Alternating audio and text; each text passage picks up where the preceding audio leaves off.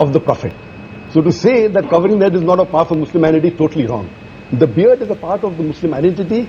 Wearing the cap, or at least covering the head, whether with a scarf or with a gatra like the Arabs do. But sir, what about what Shahrukh said? And I know a lot of my friends say this, that and all of us, no matter what faith we come in, we interpret our faith differently. We take away some things, we don't do some things. Does that make us any less of Hindus, Muslims, Christians? No, as I said, that Muslim is a person who submits will to God.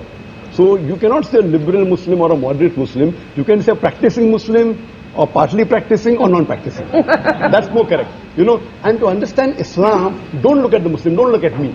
Go to the scriptures. That is the reason I give talks on Islam and comparative religion. But so as far as the stereotype is concerned, I find that too narrow a definition of Islam. I personally reject all rituals. But Islam is part of my culture and my ethos. I'm as proud a Muslim as anybody else on this podium. But I don't have to wear it on my sleeve, and I think that's too narrow a definition of Islam. I'd like to make a point. Yeah. They talked about people being stereotyped because of the beard and the cap and the hijab. Then we should say that all Sikhs are stereotyped. Anyone who wears a turban and wears a beard. It's not the same. But what has happened, I'll tell you, in fact, India has become, in a strange sense, more liberal, because when Yusuf Khan entered the film industry and adopted the name of Dilip Kumar, that was a time when the whole of India was pretty prejudiced against Muslims, let me tell you. And Meena Kumari, who was she? She was also a Muslim. Why were all the names? Shahrukh is an amazing example of a Muslim who is now the Badshah of Bollywood with a Muslim name. He didn't have to change his name. So something has happened. Would you have ever changed your name? To Akshay Kumar, yes. I would never change my name. Now the reverse is happening, Barkha. I know of boys who come from small towns, want to become actors. They change their name to Khan because they think that's the badge of honor. That's the way to go. Of success. No, it's Khan or Kapoor. Sorry, Najib? But Dilip Kumar has now become Allah Rakha Rahman. Yeah. So that's the change. But now he's no longer a star. Yeah, Shahrukh, you want to make a point, and then Soha and Madani. Yeah, I just want to say one thing. That, I just want to know very clearly, and I'm a Muslim, and I want to know: is it more important for me to look Muslim and see Muslim, or to feel Muslim? I fully respect the scriptures. I fully respect all the hadiths. I have read the Quran in my own way, in Arabic and in English. But I think its time has come, and this genuinely is an appeal, that it is more important to feel Muslim, to feel Hindu, than to look it. And if you do, if you do, it's absolutely cool.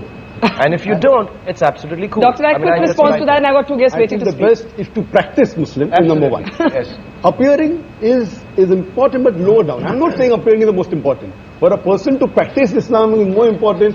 Beard comes lower down. Beard is not in the 70 major sins, that it's not there. But you know, what about what Kabir is saying? And there was a story of a young boy whom I interviewed, who studies in a convent school in Madhya Pradesh.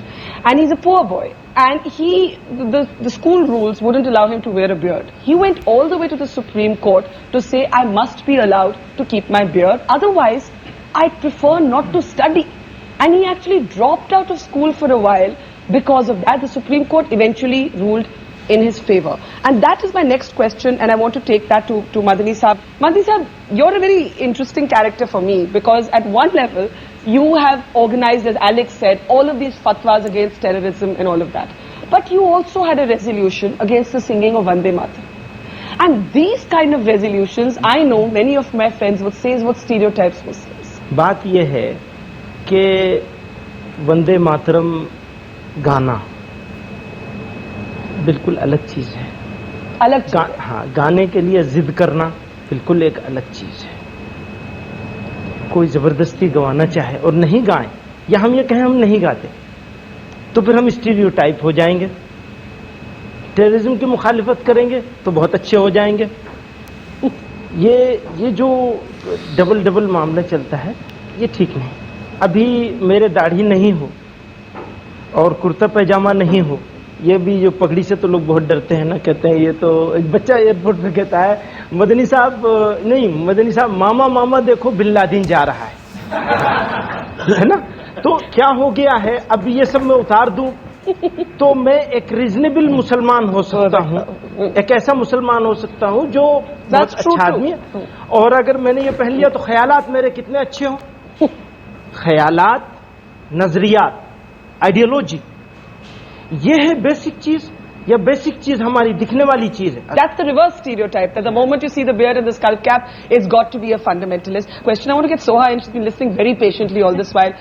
Soha, as somebody who's grown up in a sense in a house of mixed religion, for you, in a sense, do you feel that public gaze?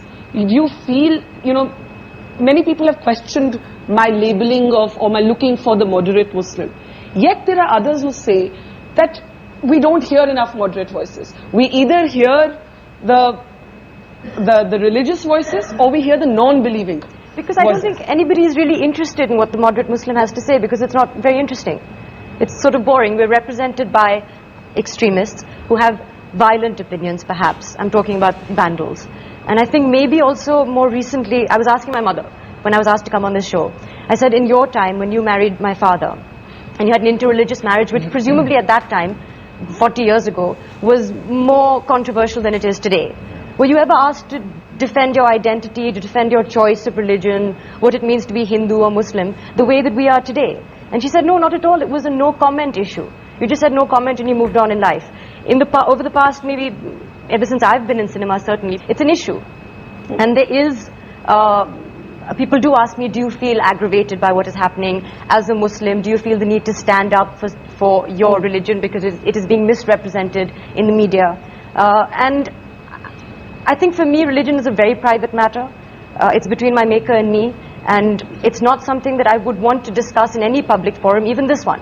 We should be talking about an Indian identity as opposed to a Muslim identity, I think. Okay, I'm going to take that as my cue to take a break. But is it, as I said to Alec earlier, is it that simple? Is there also a sort of denial within the community? Is the secular debate caught up in a certain amount of dishonesty? And there's also the reverse stereotype. We'll take a quick break and then we'll take the questions that I'm sure a lot of people have here that's coming up after the break.